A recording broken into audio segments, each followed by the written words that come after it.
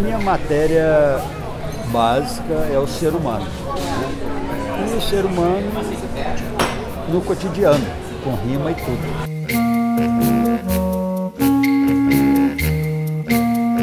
Ao voltar para o Brasil, eu tomei a decisão. De agora em diante só vou escrever, custe o que custar. Então essa é a minha matéria básica, tudo que acontece, né? O momento presente, né? Às vezes o passado, né? O olhar para o futuro. Mas, enfim, tudo que tem a ver com o ser humano. Eu não planejo nada, porque planejar para mim seria me inibiria no trabalho.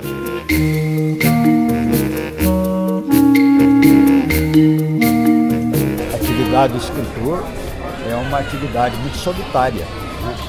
Ao contrário de outros artistas, que no caso de cinema, de música, né, que a obra sempre tem a participação de outras pessoas, o autor é ele, no seu escritório, sozinho, com seus fantasmas.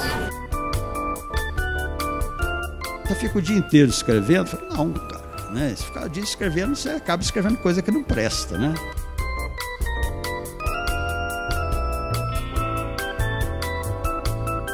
Percebe-se a diferença quando a pessoa lê de uma pessoa que não lê. Então a leitura abre a cabeça das pessoas, né? Isso é indiscutível.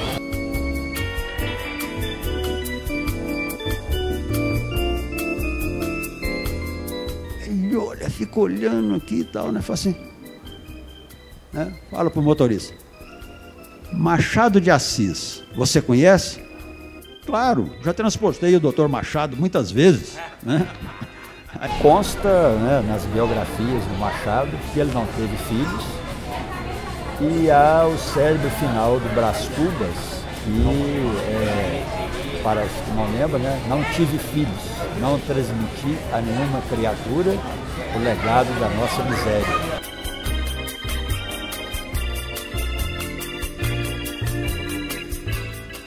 Mas acho que nesse ponto você está enganado. Por quê? Eu perguntei. Porque o Machado de Assis não teve o filho.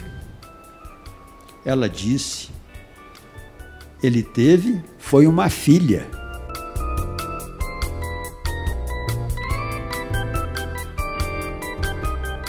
Eu, então, com meus 13 anos, conclamava as pessoas a lerem mais. E terminava esse meu pequeno artigo com uma citação de um autor, que era o seguinte: cercai-vos de livros e estareis no mundo de sabedoria.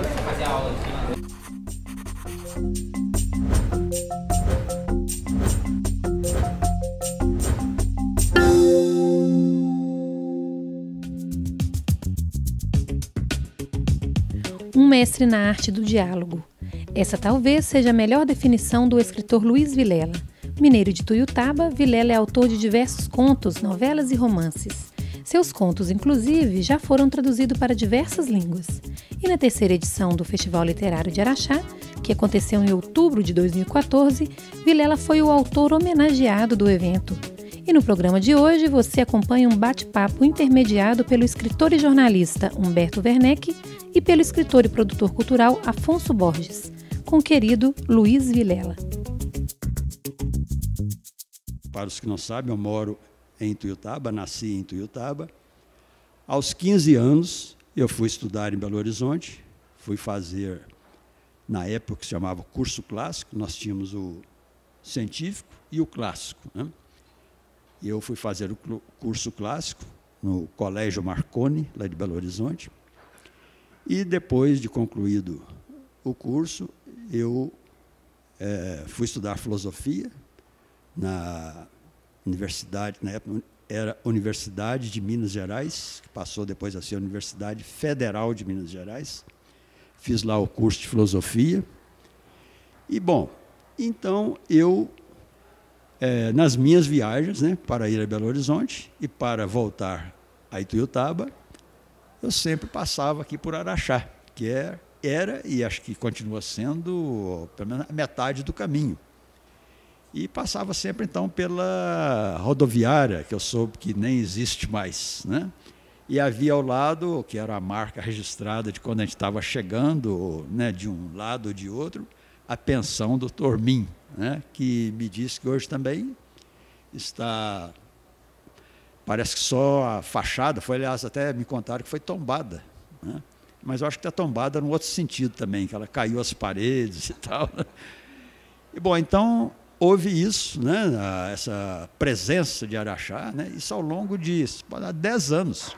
E como eu passava aqui praticamente 4 vezes por ano, né, quando eu ia, quando voltava para as férias de dezembro, depois as férias de julho, então, né, de certa forma, conheci pelo menos o centro da cidade, que a gente via logo quando estava chegando, quando estava de um lado ou de outro. Então, foi diria, né, uma presença marcante dessa forma, né? E recuando bastante no tempo, eu gostaria também de contar para vocês aqui que em 1927, uma jovem de 23 anos, formada há pouco tempo no curso normal do Colégio das Dores, de Nossa Senhora das Dores, perdão, Nossa Senhora das Dores, de Uberaba, que era das freiras dominicanas. Essa jovem estava com uns probleminhas de saúde, fez uma consulta em Uberaba, acompanhada do seu pai, e, felizmente, não constatou nada de mais sério, mas receberam do médico a recomendação de que passassem uns dias aqui em Araxá, para usufruir das propriedades medicinais das águas, né? Então, eles vieram, ficaram hospedados no Hotel Brasil, que andei perguntando um e outro aí, não existe mais, aliás, ninguém soube me responder nem onde ficava esse hotel. Mas dessa estada em Araxá, ela escreveu algumas cartas ao seu noivo lá em Tuiutaba, né? Bom, depois, no ano seguinte, eles se casaram e vieram a ser, né, meu pai e minha mãe, né? E, bom, minha mãe faria agora, 25 de outubro, se viva estivesse, 110 anos. Ela morreu há 3 anos, com 106. E até os últimos dias, ela permaneceu lúcida, e ela gostava muito de uns versinhos que eu também considero lindos, e ela os declamava até nos últimos dias de vida. Bastava pedir, ela declamava. E eu até, então, como homenagem, juntando tudo isso, Araxá, minha mãe, meu pai e tudo mais, eu vou dizê-los aqui agora para vocês, coisas curtinhas, não sei se vocês conhecem, que é o seguinte: Rosa colhia rosas no jardim. Na face primorosa também tinha rosas cor de carmim. Cheguei e disse: Rosa, qual rosa me dás? Quais rosas me dás? As que tem na face primorosa ou as que na mão trazendo estás? Não dou-te as rosas da face, nem as que tenho na mão. Daria, se me estimasses, as rosas do coração.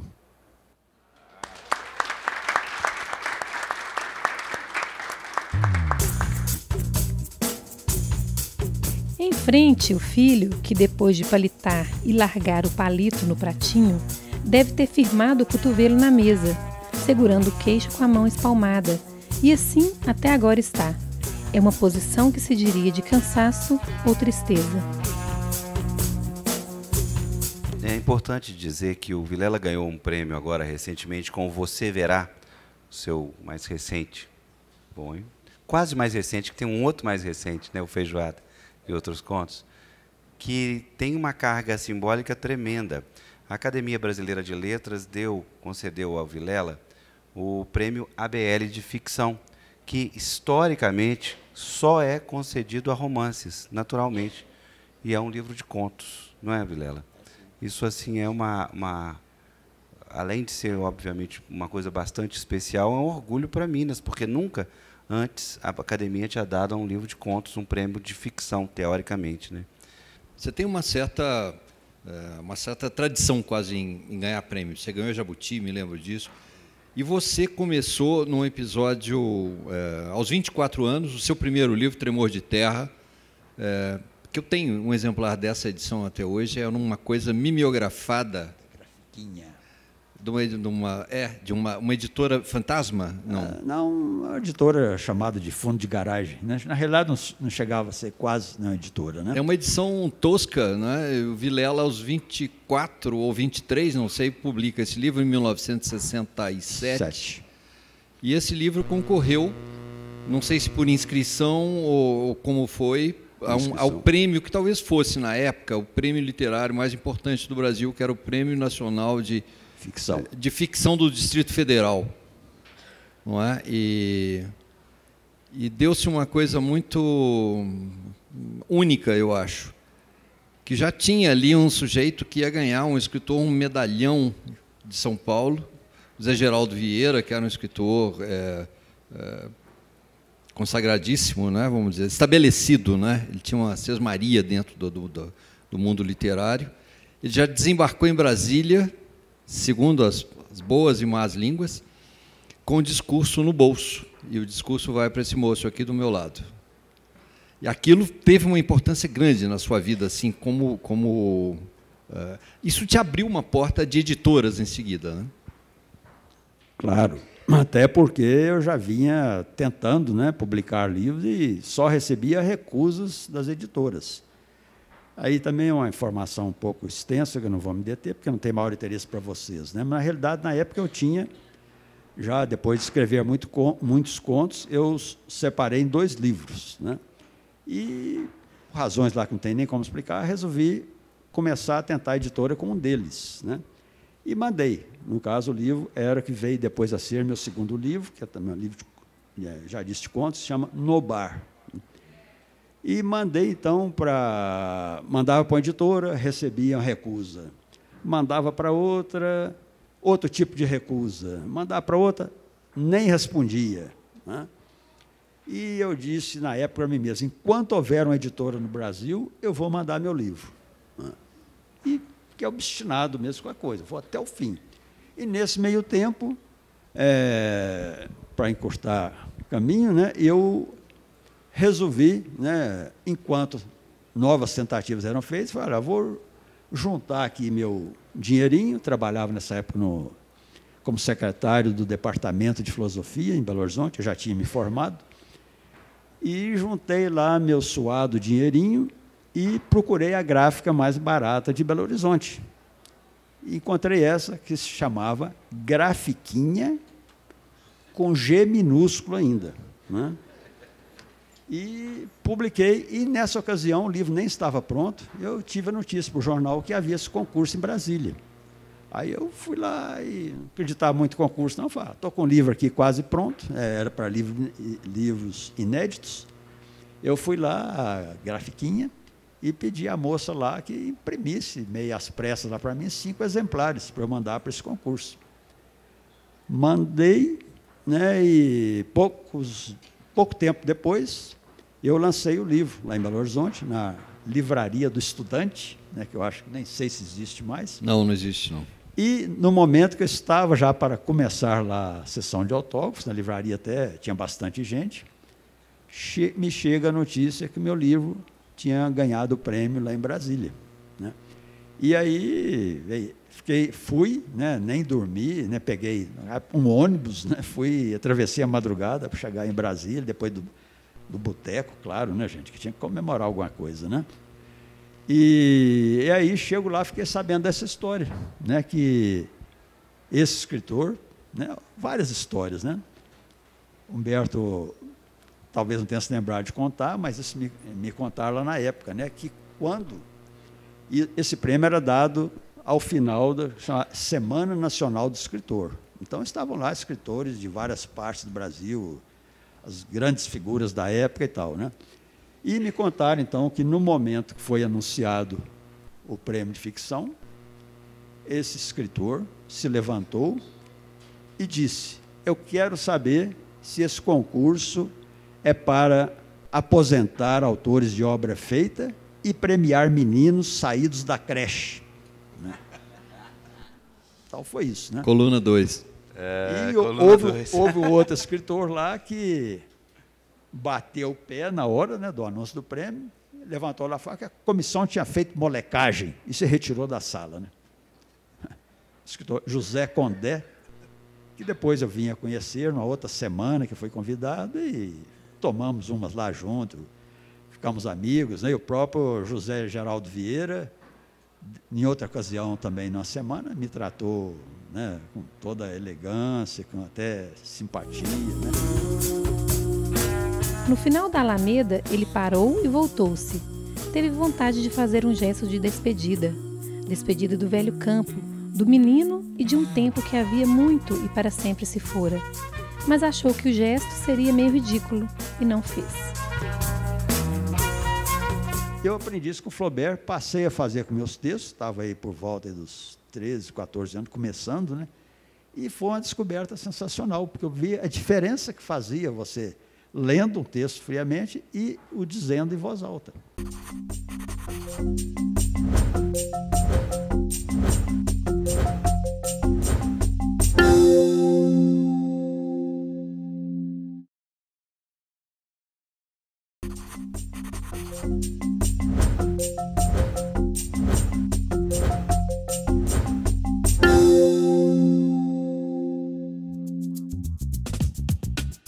O Sempre um Papo está de volta com o escritor homenageado da 3ª edição do Festival Literário de Araxá. Com vocês, Luiz Vilela.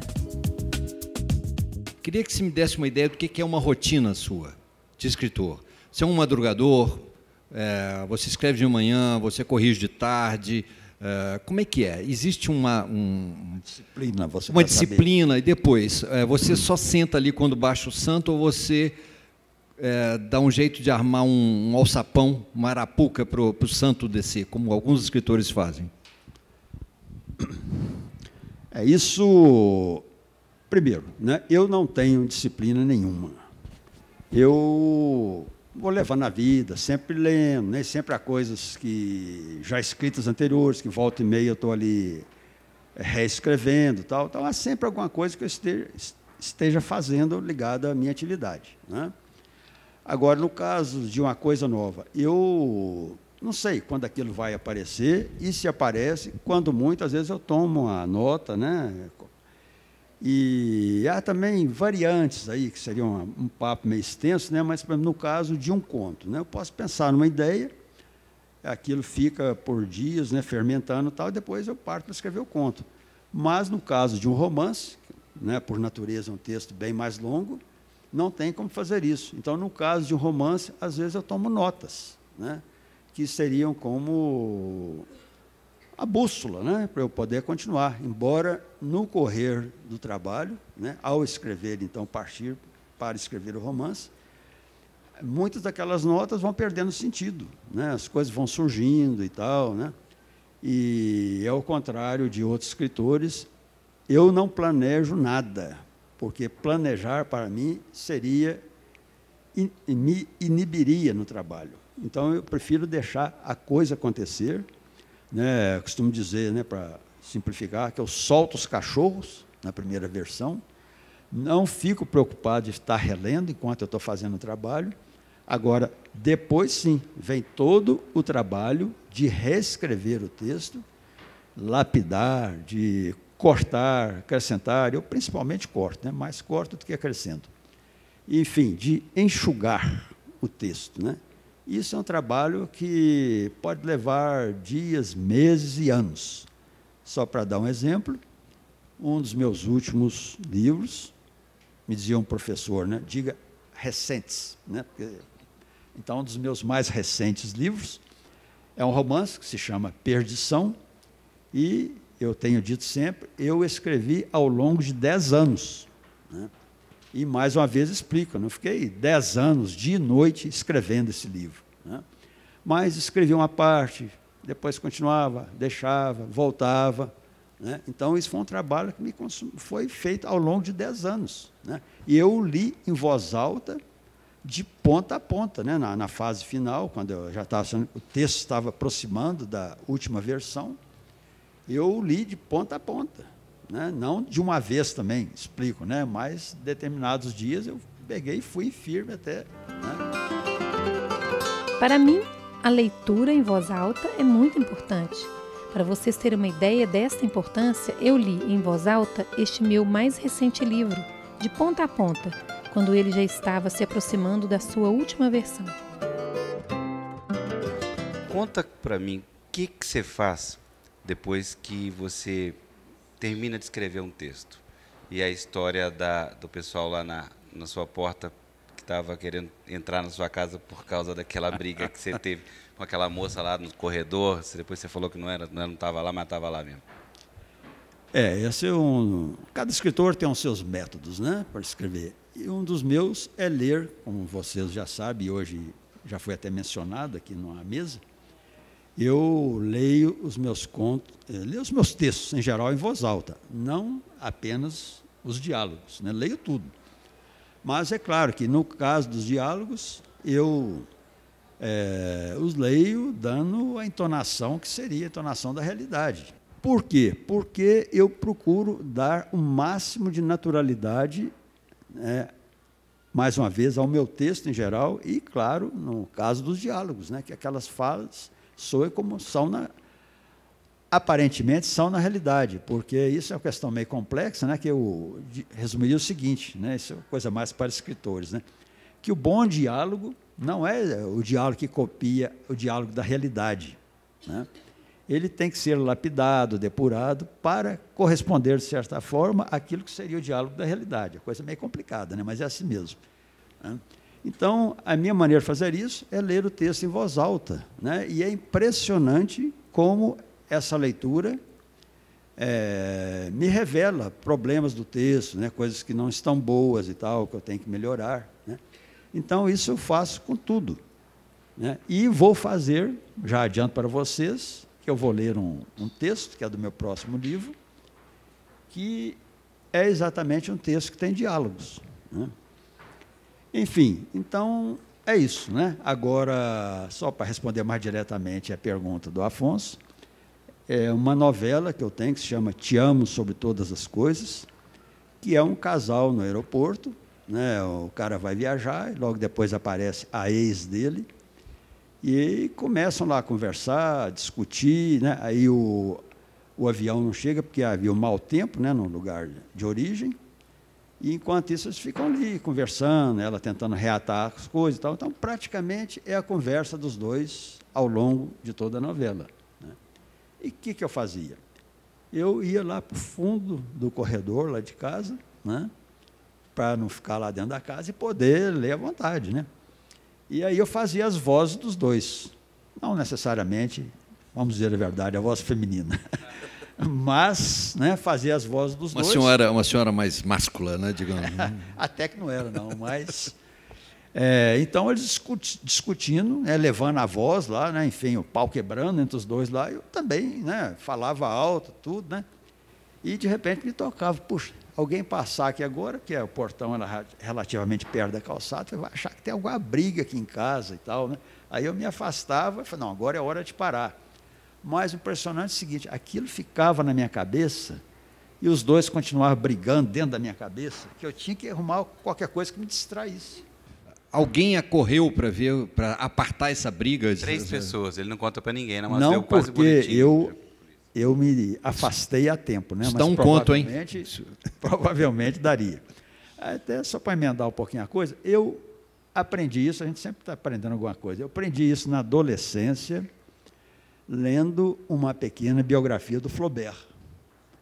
E o Flaubert morava na província, embora fosse sempre a Paris, mas ele morava na província, e ele, lá no escritório dele, ficava lendo, e os meninos lá da região iam lá para a janela para ficar vendo doidinho lá dentro, né? Então, para eles, aquele cara é maluquinho da Silva, né? Porque ficava andando sozinho e falando em voz alta, né?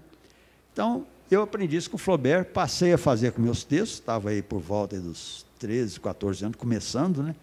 E foi uma descoberta sensacional, porque eu vi a diferença que fazia você lendo um texto friamente e o dizendo em voz alta. Às vezes me perguntam, para quem você lê esses textos em voz alta? Eu não leio para ninguém, eu leio para mim mesmo. Não teria sentido ler para outras pessoas. Cheguei a escrever 10 horas de enfiada. Assim, né? Começava, por exemplo, de noite, atravessava a madrugada, e cheguei a perder a noção do tempo, quer dizer, que dia que era, que dia da semana e tal.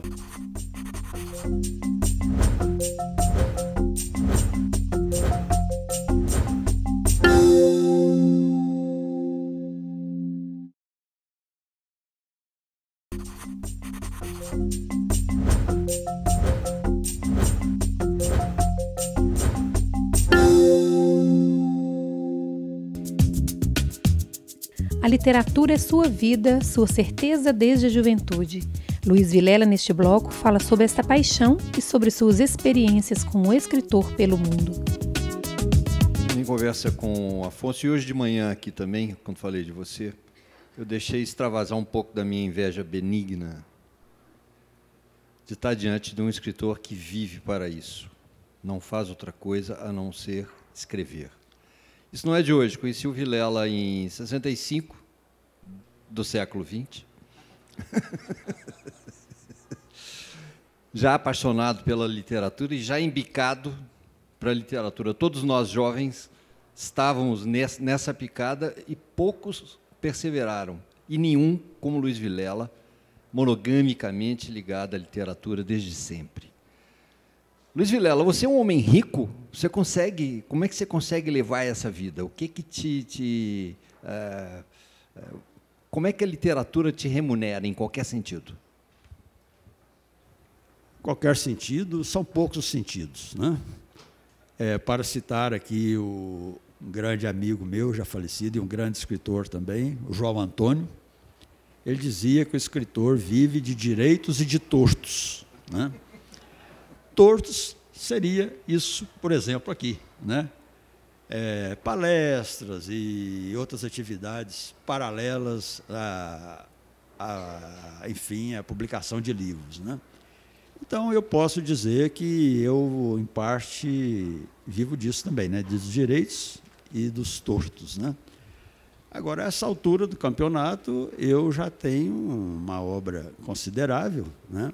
E a soma de tudo isso me dá uns trocadinhos que dá para eu viver dignamente. Né? Com licença, mas não é isso que me impressiona. É que nesses anos todos, quando você não tinha essa obra, não é? Você colocou a literatura em primeiríssimo lugar na sua vida. Você poderia ter sido, eu disse hoje aqui, um jornalista, você poderia ter sido, e foi um jornalista por um tempo no Jornal da Tarde, que era um jornal meio laboratório, meio revolucionário, que houve em São Paulo nos anos 60, 70, né? Você andou por lá em 68, tirou dessa experiência um romance interessantíssimo. Você poderia ter feito uma carreira de professor de filosofia, você poderia, como tantos escritores, ter atividade literária como uma coisa meio colateral, meio na sombra, quase como um pintor de domingo. Não é aquele cara que vai trabalhar nas horas vagas. E, no entanto, você colocou a literatura no centro. Não é? Isso aqui me impressiona. Eu te falei de remuneração, eu não estava pensando só em dinheiro, não é? Porque há de haver uma gratificação enorme para você, não pecuniária, vamos dizer. Queria que você falasse como é que você se sentiu assim, ao longo desse tempo, fazendo uma caminhada que não era em cima de um mar de dinheiro. Compreendo perfeitamente sua pergunta. Bom, eu vou citar um fato que foi decisivo para mim. Bom, eu já tinha, claro, né, essa determinação de, quando fosse possível, se fosse possível, viver apenas escrevendo literatura, né? E acontece que, exatamente nessa época que foi referida aqui pelo Humberto, né, em 68, quando eu estava no Jornal da Tarde, eu recebi um convite para participar de um programa lá nos Estados Unidos, que se chamava International Writing Program, que reunia escritores do mundo inteiro, né? Na época eu estava lá, havia em torno de 40 escritores da América do Sul, da Europa, Ásia, África, né? E, bom, lá nós tínhamos 24 horas para fazermos o que quiséssemos. Não éramos obrigados sequer a escrever. Este regime é o que eu considero o regime ideal para um escritor. Você não ter nenhuma obrigação além daquelas cotidianas de sobrevivência. Eu passei por essa experiência e aproveitei bastante, porque foi lá que eu terminei meu primeiro romance. Essa experiência durou 9 meses. Ao voltar para o Brasil, eu tomei a decisão. De agora em diante, só vou escrever, custe o que custar. E aí fui levando a coisa adiante, claro, com alguma dificuldade. Nessa época, eu acabei voltando para a minha cidade, no interior, né? E, claro que numa cidade do interior você tem menos despesas, né, no seu cotidiano, e até porque eu estava lá na casa dos meus pais, né? Fui por vários motivos, né? Sempre me pergunto, por que você voltou para Ituiutaba, né? Então, eu, enfim, voltei e, com exceção de saídas, né, para, às vezes, lançamento de livro e outras atividades às quais me referi há pouco, né, relativas à atividade do escritor, eu fui ficando e achei que isso era o que eu queria, né? E, sim, continuei e vi que era a melhor solução, dentro das que eu podia escolher, e foi isso, né? E aí eu continuei e estou lá até hoje, né? Com saídas esporádicas, né? Como essa aqui agora, mas é lá o meu QG, né? E às vezes a pessoa, você fica o dia inteiro escrevendo, eu falo, não, cara, né? Se ficar o dia escrevendo, você acaba escrevendo coisa que não presta, né? Tem que esperar, dar um tempo, deixar o santo baixar, né? Mas realmente eu disponho, se eu quiser ficar como, aliás, né? Eu fiz lá nos Estados Unidos, né? A cidade era Iowa City, em Iowa, estado de Iowa. Lá eu peguei para valer, né, esse romance e, sem exagero, cheguei a escrever 10 horas de enfiada. Assim, né? Começava, por exemplo, de noite, atravessava a madrugada e cheguei a perder a noção do tempo, quer dizer, que dia que era, que dia da semana e tal. Então, eu acho que esse é o regime ideal do escritor. E lá, na minha cidade, eu podia fazer isso. Também posso, né? Hoje, mais do que não, posso fazer isso sem nenhuma dificuldade, né? Então, é isso, né? Agora, Vilela, eu acho que tem outro aspecto aí que é exemplar também, para mim, pelo menos. No Brasil, o escritor sempre teve que deixar a sua cidade, ainda que seja uma capital de segundo, terceiro nível, não é? Vamos falar, claro, Belo Horizonte, Goiânia, Recife, e ir para a cidade grande, tem que ir para a cidade grande, para ali meio conquistar, abrir um espaço, não é? E você é uma comprovação de que isso não é uma fatalidade. Quer dizer, o cara pode ficar onde queira estar, ainda que seja numa cidade pequena, e tocar o seu projeto. Sim, e isso há um fator importantíssimo aí, que é referente aos últimos anos, que é a globalização. Então, hoje, né, interior, para bem ou para mal, e esses dias até entre nós, colegas, né, escritores, temos conversado muito sobre isso, que o interior não é mais aquele interior de antigamente, né? E eu costumo citar os versos do nosso poeta preferido, né, que é o Carlos Drummond de Andrade. Aqueles versos falam assim: um homem vai devagar, um burro vai devagar, devagar a vida passa, eita vida besta, meu Deus, né? Então, isso acabou, né? Ainda há burros, né, de várias espécies, né, na cidade, e homem devagar, isso eu não vejo mais na minha cidade, não. Os homens só andam depressa, os homens, bem entendidos, os homens e as mulheres, andam depressa, de olho no celular. Eu moro em uma rua central e, com frequência, eu acho que tem alguém falando comigo lá fora, me chamando e tal. Mas quando eu chego lá fora, ninguém está me chamando. Sempre é um cara que está conversando no celular. Hoje em dia, essa é a cena mais comum em uma cidade.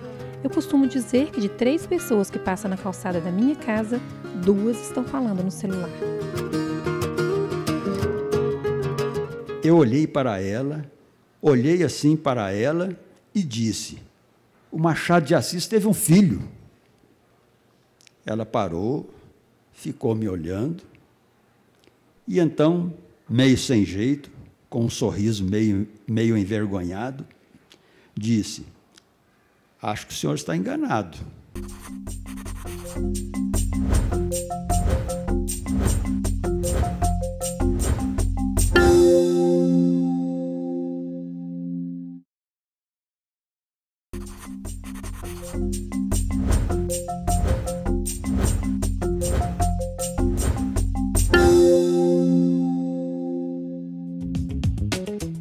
E o Sempre um Papo está de volta com o escritor Luiz Vilela, que neste bloco fala sobre sua mais recente obra, O Filho de Machado de Assis. Vilela, você tem uma surpresa para a gente aí hoje?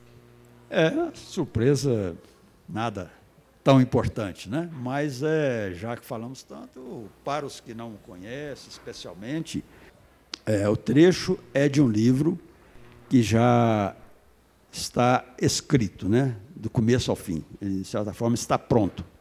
Agora eu tenho 3 processos também. Eu datilografo, primeira versão à mão, de casa. depois eu datilografo, depois é digitado, né?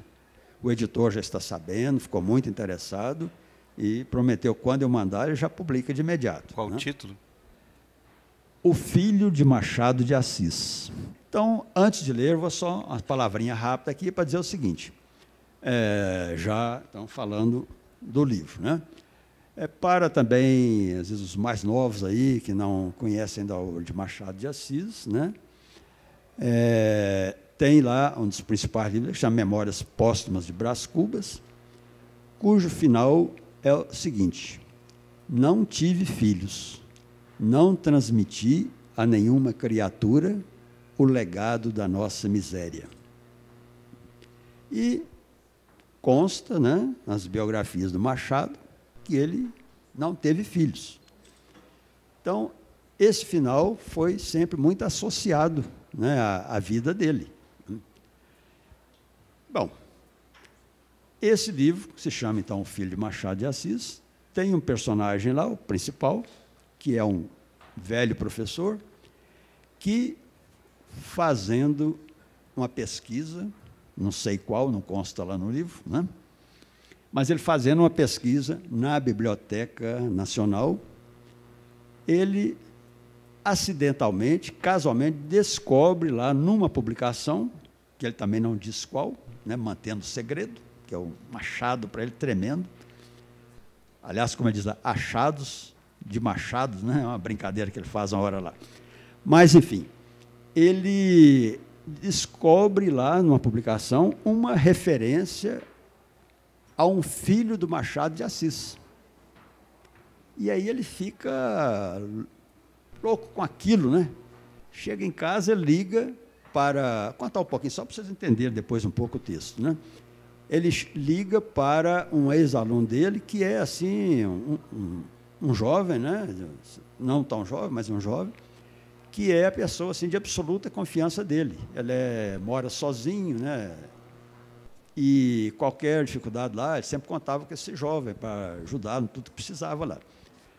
E ele chama o jovem, telefona, não acha o cara lá, né? E chega na manhã do outro dia, ele torna a ligar, aflito e tal, chama o rapaz, aí o cara vai lá e ele, então, né, conta dessa descoberta. E o rapaz é o narrador da história, né? Então, ele que narra tudo isso, né? Isso é importante, tem essa informação para vocês situarem melhor o que é o texto, né? Enfim, então ele conta, né, para o cara, né, até chega lá, para contar mais um pedacinho do livro, ele chega lá e fala para o rapaz, faz assim, o final de Brás Cubas, né? Aí o rapaz fala esse final que eu disse agora para vocês, né? Aí ele diz, mentira, mentira deslavada. E aí o rapaz fica assustadíssimo e tal, né? Não, mas é isso, não, mas ele continua, né? Aí ele conta, né? O que ele tinha descoberto lá. E aí, então, eu vou ler um trecho que está lá nos meados, é uma novela, né? Esqueci de dizer para vocês, é uma novela que publicada, deve ficar em torno de umas 80 páginas, 100 páginas, por aí, né? Então, eu vou ler um trecho que é lá dos meados do livro, o professor contando lá o momento que ele, então, fez essa descoberta, né?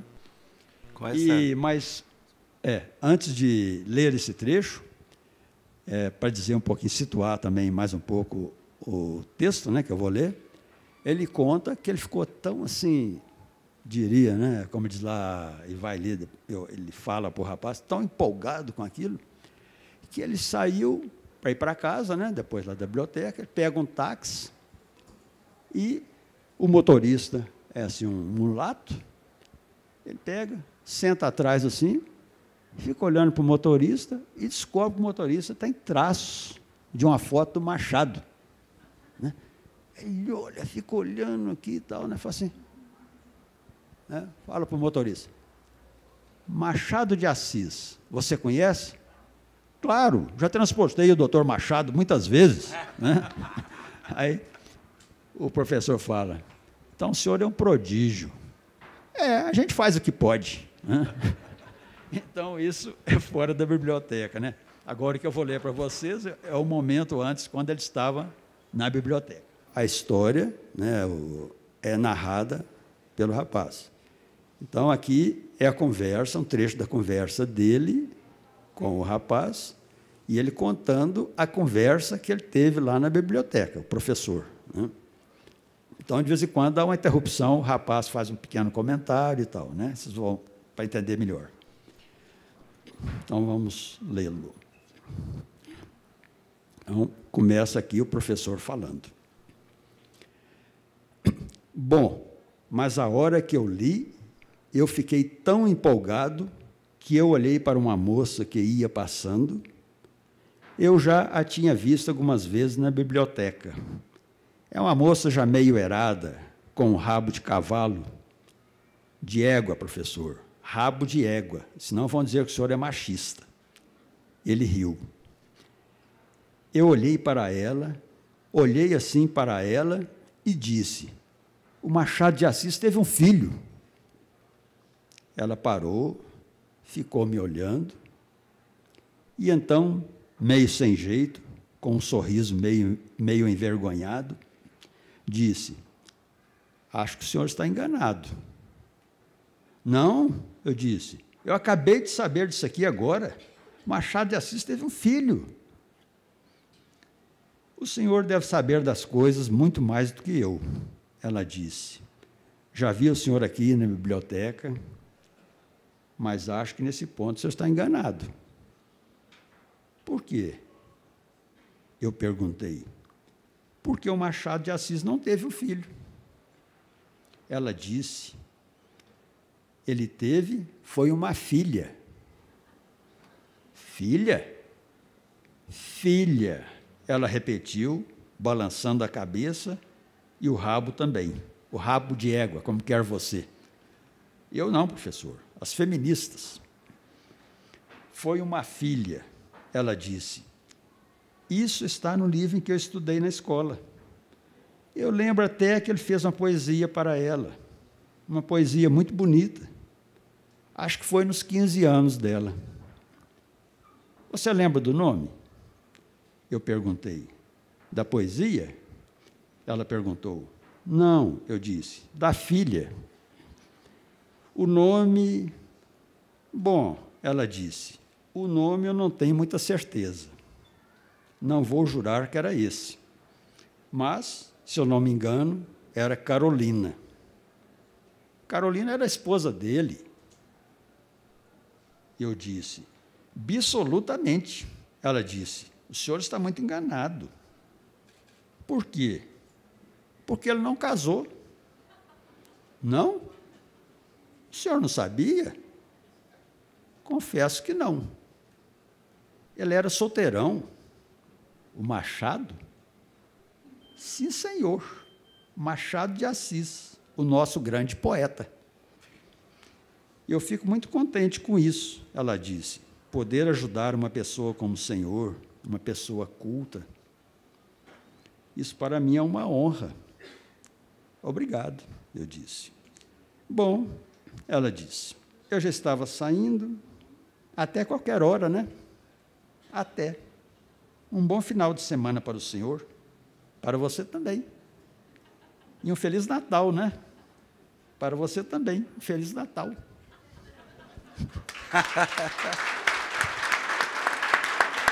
Obrigado.